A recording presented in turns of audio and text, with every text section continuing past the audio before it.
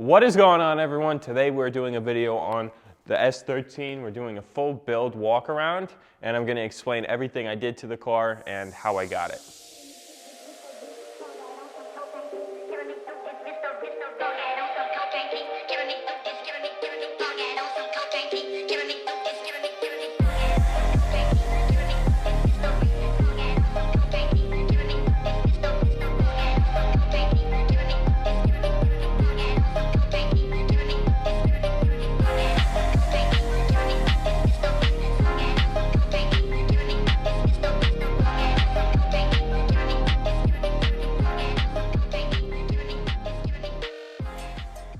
Okay, to start things off, if you guys haven't seen a garage tour video, we explain everything about all these other cars. We go into a little detail, but not full detail like we're gonna do on this car today. We plan to have like a 10-minute video that we just walk around this car and explain every little detail that we missed in the garage tour. So we're gonna cover most of these cars in a separate build video like we're doing here. So let's get right into it. To start out, we're gonna talk about the styling. So I got this car bone stock with a KBD kit on it. I'll put up a picture. And then the first thing I bought, I think, was this spoiler. This is a Big Country Labs or BCL wing. I believe it's the fuselage wing. I don't remember how he put it, but it's like a 326 style wing with an R32 factory lip. So I really like the style of it. It's pretty size comparable to the 326, so it fills in the trunk space really nicely. It'll also be a flat trunk, which I think it's missing something, so I got this. It just flows so nicely. It's like, it stands out from the 326. And then he also includes the hardware. So it's just cool little touches that make this thing really cool. It's a really great wing and I would recommend it. The second thing I bought for this car is taillights. I just had the factory red taillights, and then I bought these. These are just clear taillights. They were on eBay. I don't know if they still sell them. This was like 3 years back. I think they were 500 bucks, and I believe this wing was 800. And then this back bumper I got from my friend. He blew the motor and then he parted it out. But then he gave me the back bumper and the side skirts. So I was really happy for that. I think I gave him either 500 or 800. I forget what it was. It was awesome. It was like the first couple of things I had for this car, and it was definitely looking not like a stock coupe. And this wing right here came with the car. I think the previous owner put it on and he said it was just from eBay, but it fits really nice and had no problems with it. Never came off. I have Rocket Bunny version 3 front and rear flares. I believe they cost $2,500 or something, maybe $3 grand after shipping. So it was really expensive, but I needed this wide. I think it's 75 millimeter wide, the width of it. And I wanted something that fit really well because I was building my Eclipse with an FRS body kit. We're still building it and it doesn't fit that great. So I wanted something that was just, you know, you slap it on and it fits really well, no problems. And you can see it fits great. We tweaked it a little bit so it fits with these side skirts. Again, these are Origin Labo side skirts. I think they're attack line side skirts. So they would have a flare right here. And that's how I have this sticking out. So everything contours really nicely. There's still some things we need to do, like cut under the flare. It just hangs down. So I have to either blend it or make a piece, something like that. We'll figure it out. We'll do it together. I'll film everything. I didn't film this car when I was first building it. I did it on Instagram. I made like a whole build series on Instagram, but that was just a bunch of posts and it wasn't really in detail. So if I was building it again, it would be definitely an Edify car. But since it's already mostly built, it can't be a true Edify car. Of course, it is for the brand, and everything I do to this car will be now a video. Next thing we're gonna do to it is paint it, actually. So it's not a typical 240 with 7 different colors. I think it's gonna be super cool. There's some hints throughout the video that you can actually guess the paint color if you're pretty observant. Leave me a comment down below if you can guess the paint color. I'd love to see what you guys think. Let's move on to the wheels. These are work Rezac 1s. I believe they're 1s because they have the center cap. It's been a little bit, and I have a lot of wheels, so I forget. But I think they're 18 by 12.5 in the back and 18 by 11.5 in the front. I believe that's what it was. The front tire size is 225 35 18s. The back tire size is 265 35 18. So they're definitely stretched. I couldn't get it stretched at discount or anything like that. So I had a tire shop that they really like me and they stretched them. They're no longer in business, so I gotta find another one. It's definitely a great stretch, and you should have no problems with the stretch if you keep your tire pressure at like 35 PSI, and it's always like that. So you definitely wanna monitor your tire pressure with stretch. I never debeaded in the S14, and those are stretched pretty much the same as this, so just be safe. Shout out to my boy Kenny. I know you're watching this video. He previously owned this car, and it was just a bone stock coupe with a welded diff. He painted the car, actually. It was all white. I swapped out the front end, so that's why it's gray right now. But it was all white, and it looked pretty good. It was like his first time painting or something, but then he left the garage door opened, and all the dust got on it. I forget how the story exactly goes, but it was a really good attempt, and it had lots of sparkle in it. It's not that bad. I know you're gonna leave me a comment on that, but it's fine, bro. It looks great. Let's talk about these side skirts in the front real quick. I know a lot of people run these flares really high. Like this curve is supposed to run like all the way up here or something insane. So no wheel really fills that gap in that well. And these are the wheels I was working with. So I decided to put on the wheels first and then cut and put the flares on after, so I know what I'm working with. I ran these extremely low. They are definitely different from what you see. This line is how you tell where to place everything, and then this corner is a good reference point. So I didn't really like the look of how the Rocket Bunnies had the front right here, how they had this front piece and then the flare. I didn't think it looked that good. So what I did is put this really low and contoured it so it has a wide body stock look. We'll open the garage and show you more about that. And to do that with the back side skirts here, the front of the side skirt, we had to cut into this so it just forms over it well, because stock Rocket Bunny side skirts would run under the car and join the two flares together. It's kind of hard to explain, but if you know Rocket Bunny, this is how I did it, and maybe it's some good inspiration for everyone. Let's open the front garage.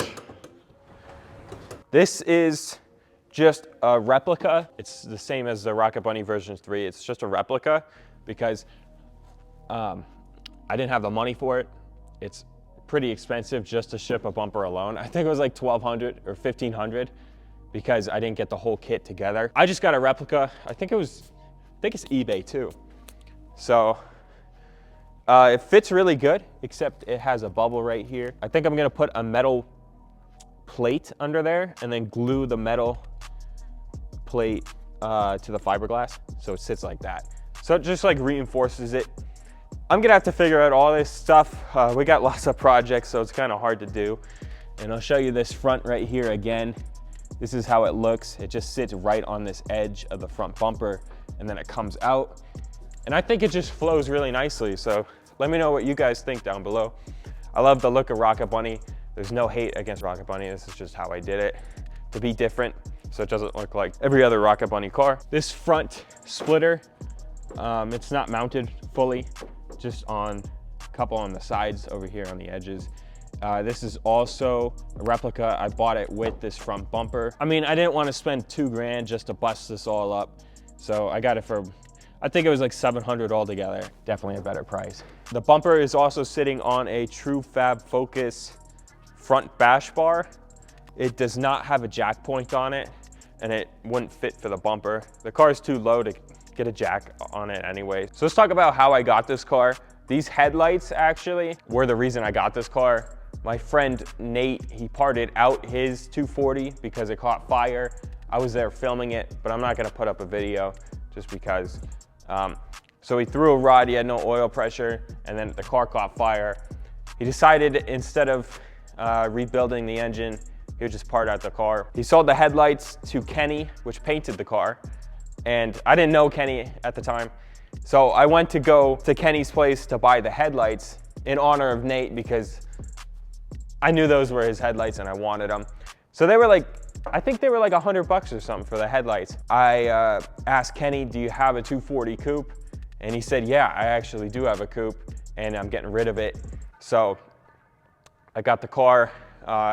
He gave me a really good deal with no drift tax. So that's the reason I have the car. It didn't have a title at the time, which is okay. It took 2 years to get the title, and now we have a clean Colorado title for the car.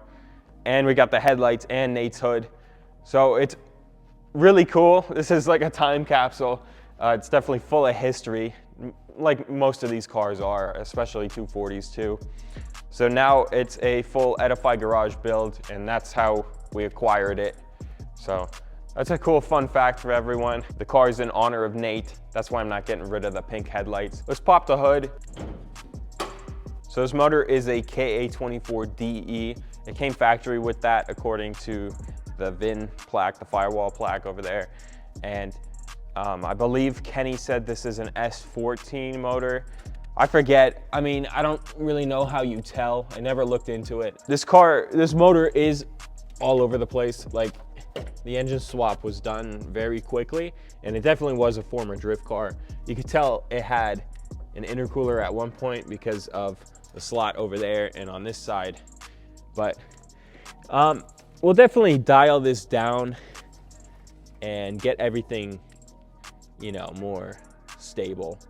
Like, this is right on the radiator, so it's like hot and supposed to be cold. So everything needs a little bit of work. Here is another fuse box that is just dangling. So this car is definitely not road ready right now. I mean, we're in Colorado, so it just randomly rains and tons of wind all the time. So I don't really want to mess anything up. So we definitely got to dial this down. Since we just got the title like a couple months ago, now we can actually get this on the road. That's the only reason we weren't driving it, because we had no title. A couple things we have to do would be to swap out the diff to make this car streetable with a welded diff and these big wheels. On stock axles would be probably a lot for the diff and the axles. It would probably snap something. That's just not a good idea. And I want to make this car more of a daily, like a, you know, a weekend car, not a track car, because that's just a lot of money and we got too many projects to just spend on wheels. So that's pretty much the motor. Supposedly it's healthy. There's no grinding, no ticking, no knocking. When I start it up, it does act like it needs a new fuel pump. That's pretty much it. And a fuel filter. So we'll probably just go through a lot of this. We'll drain the fluids and of course do the oil and everything. So, I mean, it's a project for another day, that's for sure, but it is now an Edify garage build, and you'll see it a lot more on this channel, especially when it becomes summer. We might move it up there and paint it and get working on it. There's not much more to do, just keep with the front suspension, tighten everything back up. And talking about the suspension, these are BC Racing coilovers. They are extreme lows, and I have 20Ks all around, and 20K is the spring rate. I have extended lower control arms, so they were just beefier and longer, so then you can push out the bottom of the wheel and have more camber. That's how I have this fitment along with the coilovers. And then I have S14 tie rod ends. The S13 ones were a little short, and the S14 ones are, I think, a little long, so I have to cut them. It's fine. It's what it has to be, and we'll do it together. And then I swapped out the 4-lug because it came factory with 4-lug. I put a 5-lug kit right there. And then I am running stock factory brakes. I believe I just put, I think it was S14 rotors, and they do clear the S13 brakes. I forget, somebody from Eliminate made a video. I forget who it was, Sonny or someone, and he explained everything. And that was my reference. It worked just like he said, I'm very fortunate of that, so I didn't have to swap out the brakes. Of course, you would want to run beefier brakes with heavier wheels. This car is not going on the highway. It's just a around town car. That's pretty much the suspension. Yeah, I don't think I did anything to the rear end. I think it's all just factory. One thing I would do is lower the car, just in the rear. That's why I got the 20K spring rate, so then it could just have really good fitment. It's almost like riding on metal bars, and that's the intent with that really tight fitment, so then you don't bust anything up. So let's move on to the interior. So right here we have a Bride Lomax seat, and then the passenger seat is an S14 seat. The rear seats are factory S13 seats. So this car is full interior minus the seats. It also is a heads-up display car, so that's something to note because apparently that's a pretty rare thing in these cars. All the switches work, except we don't have AC because they deleted that and swapped the motor. I believe this is a rep seat also. Not like it really matters. I gotta swap it out in the future too, since it is quite worn. There's really not much to this. They just put a drift button to make it easy so the e-brake goes up and down. It's stock transmission from what I know, except that long shift knob. And then the radio's just old. But all the buttons work, the headlights go up. Got no problems with it. And then the sunroof, I have never tried. I do not use the sunroofs in my car because you can use it for a couple of years and then they'll just go out from my experiences. So in Eclipses, 240s, never use them. That's my experience. You guys do whatever you want. But I got no complaints with this car. We just got to slowly work on it and we'll do it all together. But I just wanted to make a detailed list of everything about this car. It's almost like a piece of history now, and I'm gonna document it. The trunk is a mess. This is a bunch of throwaway parts pretty much at this point.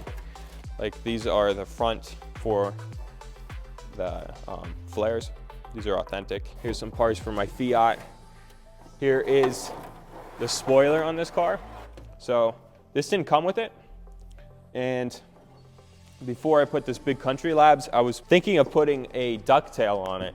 So the funny thing behind this is I contacted Kenny, who previously had this car that painted it white.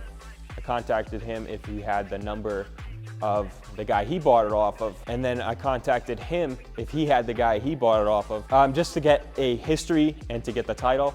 And then it worked out that 3 owners ago, the guy came down that owned this car 3 owners ago from Nebraska, because he was in the area, ironically, and he gave me this spoiler. So this is when he had the car and he wasn't using it because he sold the car. So that was like crazy, you know? I met like 3 owners of this car. This car has been through a lot and it's just a piece of history. I mean, it's really cool. This, when I got it, was painted purple, and you can tell the car used to be purple. Factory, it was red right there. I don't know what's going on with this trunk. They did a keyhole delete right here. It's been through many hands and it's just waiting for a new chapter. Write me a comment down below if you guys want to know anything in specific. I'll try to answer your question about that. We got tons of new builds coming. We just picked up a right-hand drive Mark IV Supra. If you guys haven't checked out that video, go check it out. It's a really cool video with really great music and cinematics. So we'll see you guys in the next one.